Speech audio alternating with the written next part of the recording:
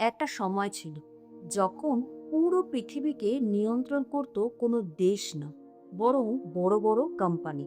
আর তার মধ্যে সবচেয়ে বড় নাম হলো ব্রিটিশ ইস্ট ইন্ডিয়া কোম্পানি। যে কোম্পানিটা প্রথমে ভারতবর্ষে এসেছিল সাধারণ ব্যবসা করার উদ্দেশ্যে।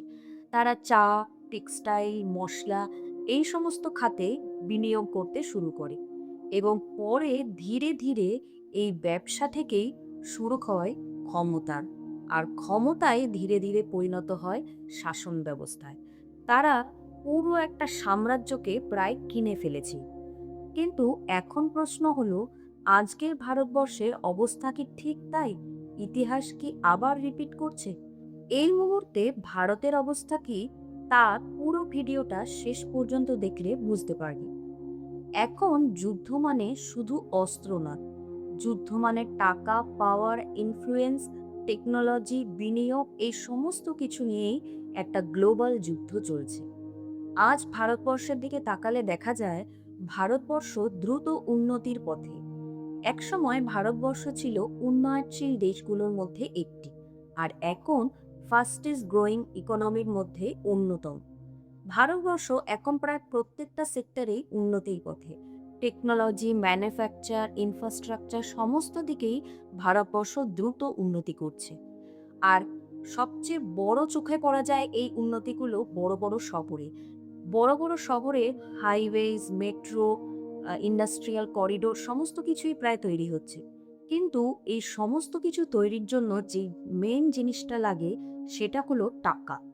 সবকিছুর পরেও একটা প্রশ্ন বারবার থেকে যায়, এত টাকা ভারত পাচ্ছে কোথা থেকে? এর মেইন কারণ হলো ফরেন ইনভেস্টমেন্ট। প্রচুর পরিমাণে বিদেশি ইনভেস্টর ভারতবর্ষে টাকা ঢালছে। কিন্তু কেন ভারতবর্ষে তারা টাকা ঢালছে? তাদের স্বার্থটা কি? তারাও কি ধীরে ধীরে ভারতবর্ষকে ক্যাপচার করতে চাইছে সেই ইতিহাসের মতো? 2020 সাল ভারতবর্ষের জন্য শুধু একটা প্যান্ডামিকের বছর ছিল না, এই সময় গ্লোবাল পাওয়ার শিফটেরও সূচনা হয়েছিল। ভারতবর্ষের জন্য এটি একটি গুরুত্বপূর্ণ সময় ছিল, কারণ ভারতের কেন্দ্রীয় সরকার চীনা অ্যাপ টোটালি ব্যান্ড করে দিয়েছিল। এর মধ্যে জনপ্রিয় ছিল টিকটক।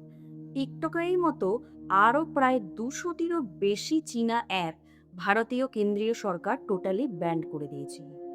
এই অ্যাপ ব্যান্ডের পেছনে ভারত সরকারের যুক্তি ছিল স্পষ্ট।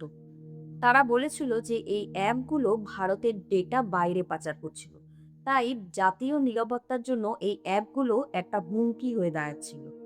কিন্তু এই অ্যাপ ব্যান্ডের পেছনে আসল কারণ হলো জিওপলিটিক্যাল টেনশন।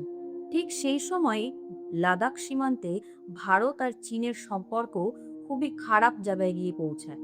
এর ফলে ভারত সরকার ভেবেছিল চীনা অ্যাপগুলি ব্যান্ড করে ভারতের উপর থেকে চীনা আধিপত্যকে কমানোর জন্য। এটা একটা স্ট্র্যাটেজিক ডিসিশন হয়ে দাঁড়ায়, কারণ এই অ্যাপ ব্যান্ড শুধু একটা অ্যাপ ব্যান্ড ছিল না, এটা ছিল একটা মেসেজ যে ভারত ফরেন ডমিনেন্স কমাতে চায়। একটা বড় পরিবর্তনও এই টাইমে লক্ষ্য করা যায়।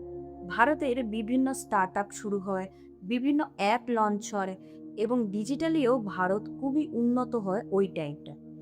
আসলে ভারত ডিজিটাল স্পেসের চীনের ডাইরেক্ট ইনফ্লুয়েন্স কমাতে চায়। এই সময় আমরা সবাই ভেবেছিলাম ভারত হয়তো স্বনির্ভর হবে। কিন্তু আদেও কি ভারত স্বনির্ভর হতে পেরেছে? নাকি ওই খালি জায়গাটায় অন্য কেউ এসে বসেছে? একটা বেসিক ইকোনমিক রুল আছে, পাওয়ার ভ্যাকিউম নেভার স্টেজ এমটি। আসলে একটা জায়গা খালি হলে সেই জায়গাটা কখনোই খালি থাকে না। মানে আর্থিক শূন্যতা কখনোই থাকে না। আর্থিক শূন্যতা পূরণের জন্য কেউ না কেউ ঠিক চলে আসে। ভারতের ক্ষেত্রেও ঠিক তাই হলো। ভারতের যখন এই জায়গাটা চীন থেকে খালি হলো, তখন ভারতের এই মার্কেটটাকে ধীরে ধীরে ক্যাপচার করে নিল জাপান। ভারতের এখন সবচেয়ে বড় ফরেন ইনভেস্টর হলো জাপান। জাপান এখন ভারতে প্রায় প্রতিটা সেক্টরেই টাকা ঢালছে। Manufacture, infrastructure, finance, technology, AI, automation সমস্ত ক্ষেত্রে। আর এর সবচেয়ে বড় এক্সাম্পল হলো Mumbai to Ahmedabad high speed train, অর্থাৎ বুলেট ট্রেন। জাপান ভারতের ফিন্যান্স মার্কেটেও সরাসরি ঢুকে পড়েছে। তারা Indian stock market, mutual fund এই সমস্ত কিছুতেই প্রচুর পরিমাণে টাকা ঢালছে। আমরা যে সমস্ত স্টার্টআপগুলো ভারতীয় কোম্পানি বলে জানি, যেমন ফ্লিপকার্ট, সুইগি, ওলা ইলেকট্রিক, মেশো, এই কোম্পানিগুলোতে প্রচুর পরিমাণে ইনভেস্ট জাপান থেকে আসে। অর্থাৎ এই কোম্পানিগুলোর ইনফ্লুয়েন্স পুরোপুরি জাপানের হাতে। এখানে একটা গুরুত্বপূর্ণ পয়েন্ট হলো, জাপান সরাসরি কন্ট্রোল করছে না, তারা ওনারশিপ, ইনভেস্টমেন্ট, ইনফ্লুয়েন্স তৈরি করছে। একটা ইকোনমিক রুল আছে, টাকা যেখানে যায় ইনফ্লুয়েন্সও সেখানেই যায়। এর একটা এক্সাম্পল দিলে ব্যাপারটা আরো ভালোভাবে বোঝা যাবে। 2022 সালে শ্রীলঙ্কার কথা আমরা কম বেশি সবাই জানি। একটা দেশ যে মোটামুটি স্টেবলই ছিল, হঠাৎ করে কয়েক মাসের মধ্যে পুরোপুরি কোলাপস হয়ে যায়।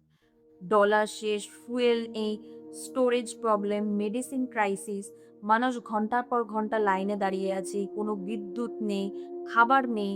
সমস্ত দিকেই এই শ্রীলঙ্কার মানুষের ক্রাইসিস কয়েক মাসের মধ্যেই তৈরি হয়ে গেছিল। কিন্তু সবচেয়ে বড় প্রশ্ন হলো, এটা কেন হয়েছিল? এর মেইন কারণ হলো, শ্রীলঙ্কা বহু দিন ধরে বিভিন্ন দেশের থেকে টাকা ধার নিচ্ছে এবং সেই ধারের পরিমাণ এমন একটা জায়গায় পৌঁছে গেছিল যে শ্রীলঙ্কার যে মেন আয়, সেই আয়ে প্রায় পুরোটাই সেই ধার শোধ করতে তাদের চলে যাচ্ছিল। এর ফলে সেখানকার মানুষ নিজের টাকার ভ্যালুই ধীরে ধীরে শেষ হয়ে যেতে দেখেছিল। এবার প্রশ্ন হচ্ছে, ভারতের সাথে শ্রীলঙ্কার সম্পর্কটা কি? ভারত যে এত টাকা ইনভেস্টমেন্ট অন্যান্য দেশের থেকে নিচ্ছে, এখানে কি ভারতেরও শ্রীলঙ্কার মতো হওয়ার চান্স আছে? এই ব্যাপারটা বুঝতে গেলে প্রথমে জানতে হবে জাপানের ইকোনমিক স্ট্রাকচার। আজকে বিশ্ব অর্থনীতিতে জাপানকে বাইরে থেকে দেখলে মনে হবে জাপান একটা খুবই উন্নত এবং স্থিতিশীল দেশ। কি নেই এই জাপানের কাছে? Bullet train, advance robotic features, strong manufacturing system, world class infrastructure, সব কিছু আছে জাপানের কাছে। কিন্তু ভেতরের বাস্তবতা একটু আলাদা। জাপানের লিভিং কস্ট ভারতে দিল্লি বা বোম্বে শহরের থেকে প্রায় 2 থেকে 4 গুণ বেশি।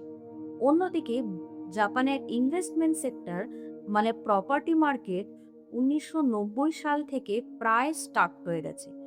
সেই সময় থেকে জাপানের প্রপার্টির ভ্যালু সেই রকম অর্থে বাড়েনি। কিছু কিছু জায়গায় বাড়লেও তার গ্রোথ খুবই কম, আবার কিছু কিছু জায়গায় তো কমেও গেছে। অর্থাৎ জাপানে লিভিং কস্ট খুবই বেশি এবং অন্যদিকে ইনভেস্টমেন্ট রিটার্ন খুবই কম। এটাই হচ্ছে জাপানের সবচেয়ে বড় ইকোনমিক্যাল ক্রাইসিস। অন্যদিকে জাপানের আর একটা মেন সমস্যা হলো এজিং। জাপানের জন্মহার দ্রুত গতিতে হ্রাস পাচ্ছে। 2008 সালের পর থেকে জাপানের গ্রাফটা একদম নিচের দিকে। অর্থাৎ জাপানে টেকনোলজি আছে, উন্নত সবকিছুই আছে, কিন্তু কাজ করার লোক নেই। জাপানের লোকজন বয়স্ক হয়ে যাচ্ছে, ওখানে ইয়ুথ জেনারেশনটা খুবই কম। এর ফলে তারা কাজ করাতে পারছে না। তাছাড়াও জাপানের কারেন্সি গত 20 থেকে 30 বছরে সেই অর্থে বাড়েনি, একদমই স্থির হয়ে গেছে। তাই জন্য জাপান রিচ কিন্তু স্টাক। অন্যদিকে India, young population, rising middle class, massive demand, আর গ্লোবাল কোম্পানিজ এখন ইন্ডিয়াকে ফিউচার হাব হিসেবে দেখছে। জাপানের কাছে আছে মানি, টেকনোলজি আর এক্সপিরিয়েন্স। অন্যদিকে ভারতবর্ষের কাছে আছে ইয়ং পপুলেশন, ডিমান্ড আর ফিউচার মার্কেট। তাই জন্য মূল বিষয়টা হলো, এটা শুধু ইনভেস্টমেন্ট না, এটা হলো লং টার্ম ইকোনমিক অ্যালাইনমেন্ট, যেখানে দুই দেশই একে অপরের থেকে সাহায্য নিচ্ছে। এই জাপানের ইনভেস্টমেন্টের জন্য ভারতেরও প্রচুর পরিমাণে লাভ হচ্ছে। জব বাড়ছে, ইনফ্রাস্ট্রাকচার মজবুত হচ্ছে, টেকনোলজি ট্রান্সফার হচ্ছে, ক্যাপিটাল ইনফ্লো হচ্ছে, স্টার্ট আপ গ্রো হচ্ছে। সমস্ত দিকেই ভারত জাপানের থেকে লাভটা নিচ্ছে। তাহলে এখন একটা প্রশ্ন থেকে যায়, ভারত যে এত ফরেন ইনভেস্টর ভারতবর্ষের মধ্যে ঢুকাচ্ছে, তাহলে ভারতেরও কি ইন ফিউচার শ্রীলঙ্কার মতো কোলাপস হওয়ার সম্ভাবনা আছে? আমি বলবো সম্ভাবনা নেই। কারণ শ্রীলঙ্কা কোলাপস হয়েছিল প্রচুর পরিমাণে ধারের জন্য। কিন্তু ভারতবর্ষের মতো এত বড় একটা দেশে, এত বড় একটা মজবুত অর্থনীতির দেশে এই কোলাপস হওয়ার কোনো রকম সম্ভাবনা নেই। কিন্তু এখানেই একটা পাওয়ারফুল ট্রুথ লুকিয়ে আছে। কন্ট্রোল সবসময় ফোর্স দিয়ে আসে না, অনেক সময় কোয়াইটলি ইনভেস্টমেন্টের মাধ্যমেও ধীরে ধীরে আসে। একটা সময় একটা কোম্পানি ভারতবর্ষ দখল করেছিল, কিন্তু আজ কোম্পানি না, বরং ক্যাপিটাল ধীরে ধীরে ভারতবর্ষের মার্কেটটা ক্যাপচার করে নিচ্ছে। একদিকে foreign investment, global partnership, rapid growth, অন্যদিকে ownership shift, influence build up, long term dependency risk. তাহলে প্রশ্নটা শুধু গ্রোথ না, এখন প্রশ্নটা হলো এই গ্রোথের পেছনে আসল কন্ট্রোলটা কার হাতে। আজ ইন্ডিয়া গ্রো করছে, কিন্তু একই সাথে নতুন গ্লোবাল পাওয়ার স্ট্রাকচার তৈরি হচ্ছে, যেখানে কান্ট্রি না, ক্যাপিটাল ডিসাইড করবে ফিউচার। আর হিস্ট্রি আমাদের শিখিয়েছে ক্ষমতা কখনো একদিনে আসে না, ক্ষমতা ধীরে ধীরে আসে, আর ধীরে ধীরে এই অদৃশ্যভাবেই গড়ে ওঠে। তাহলে শেষ প্রশ্নটা হলো, ইন্ডিয়া কি শুধুই গ্রো করছে, নাকি সাইলেন্টলি ইন্ডিয়ার কন্ট্রোল অন্য কারোর হাতে শিফট হয়ে যাচ্ছে? কমেন্ট করে অবশ্যই জানাবে।